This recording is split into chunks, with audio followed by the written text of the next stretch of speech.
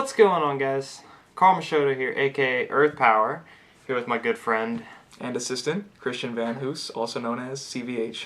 Yep, and today we're bringing you the basic Kaijudo how-tos.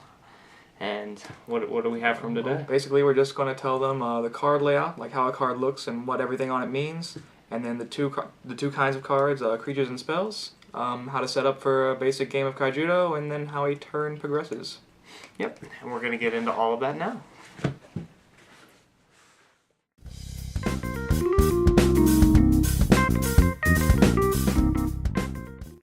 Hey guys, CVH back again, and we are going to go over card layouts now.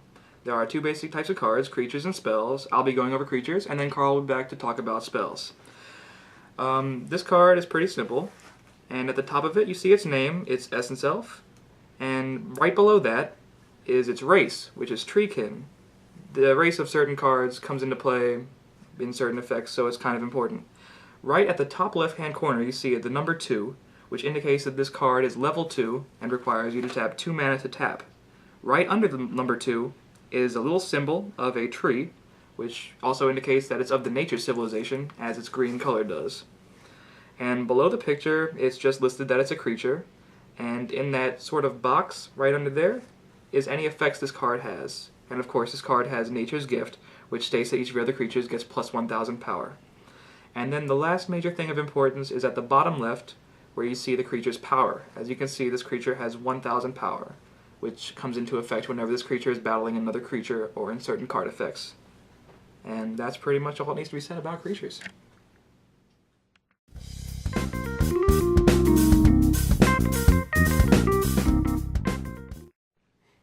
What's going on, guys? Carl back here, bringing you spells.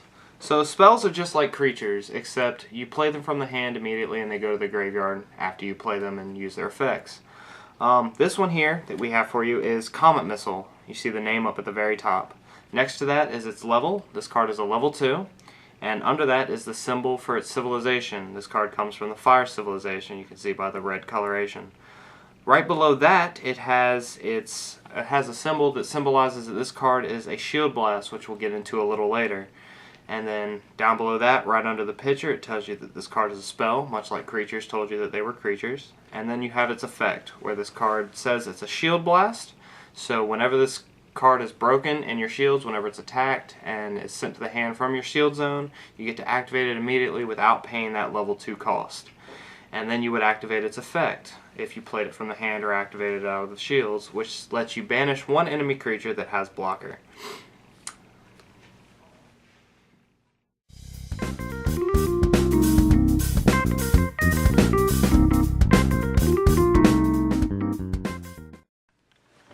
Well, that's the basic layout of creatures and spells. Now, this being a trading card game means that decks are open for customization, and the only guidelines you have to follow are that you can only use 3 of a card with the same name in your deck, 3 copies of that card maximum, and your deck has to be at least 40 cards. Yes. So, let's get you guys set up. We'll set up a basic game here and take you through a couple turns to show you the progression of how turns go and how your field should look. And we'll get into that right now.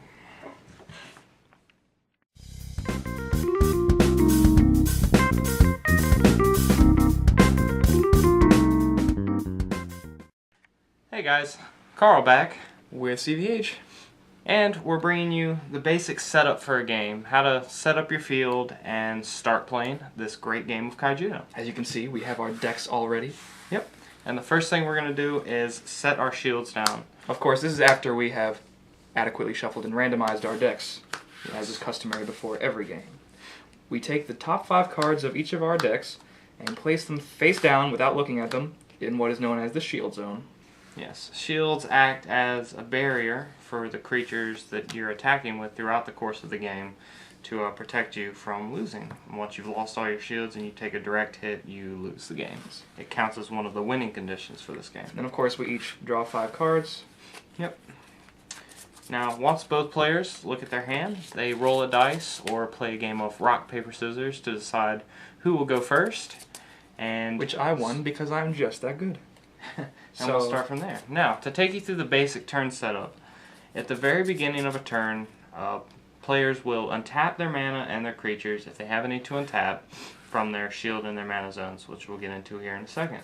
And then they would draw a card from the top of their deck. Now, players who go first don't get to draw a card, so CVH will not be drawing a card. That is only on the first turn of the game. Any other subsequent turns, I'm allowed to draw.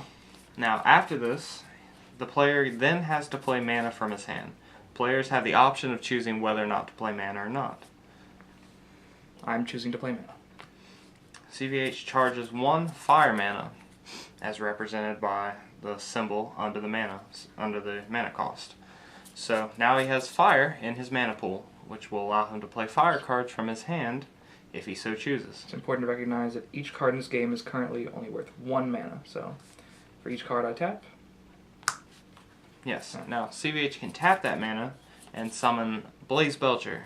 Blaze Belcher is a 1-cost creature, so he can summon it for just the 1 cost of the 1 mana. And since his mana is fire, he can summon the fire creature. Yes, there are 5 civilizations in this game: fire, nature, water, light, and darkness. And the only thing besides having the correct number of mana in your mana zone that is necessary to play that card is that you have to have at least 1 card of that civilization in your mana zone. Yes. So, now that CVH has summoned his creature, he moves on and doesn't have any mana to tap now, of course. Now he would move on to his attack phase, where he can choose any of his creatures in his battle zone that would be able to attack and attack with them if he wants. Unfortunately, since I only summoned Blaze Belcher just this turn, all creatures have what is known as Summoning Sickness, which means they can't attack on the turn that they're summoned unless an effect says otherwise. So, yes. Unfortunately, I have to pass to my good friend Carl. Yes. And now, the first thing I do on my turn is I draw a card. Now, after I've drawn my card, I get to charge mana. I will charge the Sunstalk Seed, which is a light card, and tap my 1 mana to summon Thundercruiser from my hand to the field. Thundercruiser's effect has blocker, which allows him to, whenever another creature would attack, I can tap him to stop that attack, and then the 2 creatures would battle. And now it effectively changes the attack target to Thundercruiser. Yes.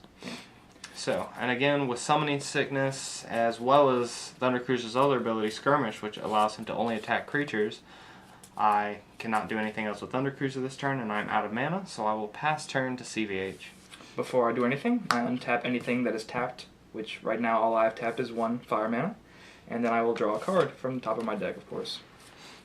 Now, I have the opportunity to move up to 2 mana, which I will choose to do by charging this Hydrobot Crab in mana. And now I can play any creatures or spells from my hand that have total mana 2 or less of the fire or water civilizations. And I think I have just the thing. By tapping 2 mana, I will play a Comet Missile from my hand, which is a spell that says banish target enemy creature that has blocker, banishing Thundercruiser. So Comet Missile effectively destroys the Thundercruiser. And now Blaze Belcher to the discard pile.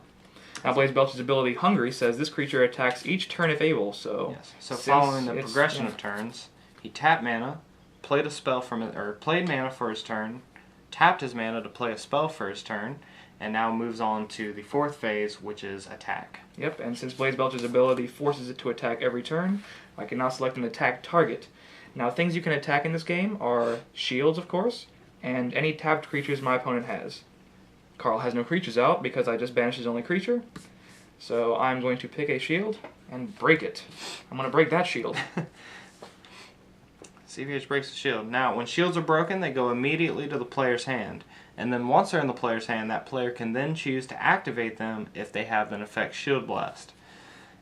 And this one does.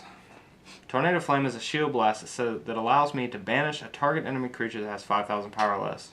And as was explained in the spell section of this how-to, when a shield blast is hit, I can activate it with no cost. So I will activate my Tornado Flame. Let's just read that effect for them here. Instead of putting the spell into your hand from a broken shield, you may cast it for free.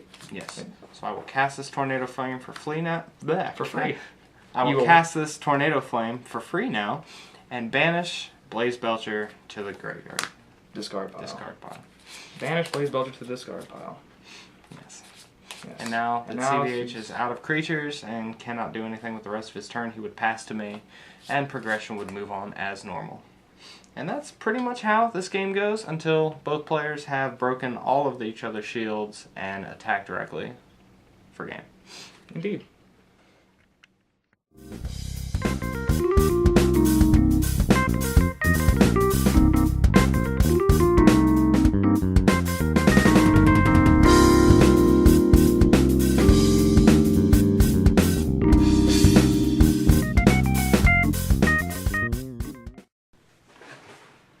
Okay guys, so that concludes our basic how-to for Kaijudo. The basic card layout, the creatures and spells, how to set your deck up, and how to set up a basic match, as well as the turn progression for how these games should go. So, check out the links to all of our video duels and deck profiles here on channel Earth Power for some more in-depth explanation, as well as to see actually how actual games go down and how they occur. For a more in-depth look at card tactics, definitely check out CVH's articles at ARG, Alter Reality Games.com. And of course, always, the official Kaijudo website, yes, kaijudo.com, for any frequently asked questions or gameplay questions you may have. And news as well. All the fun stuff that is coming out with this great game that we love and we know is Kaijudo. So yeah guys, check out the social links below as well, the Facebook, the Twitter, to follow us on those links and find out what we're up to on our day-to-day. Definitely leave a like and share this informative video with your friends who may be interested as well. Yep, and hopefully guys, we'll see you next time. Peach.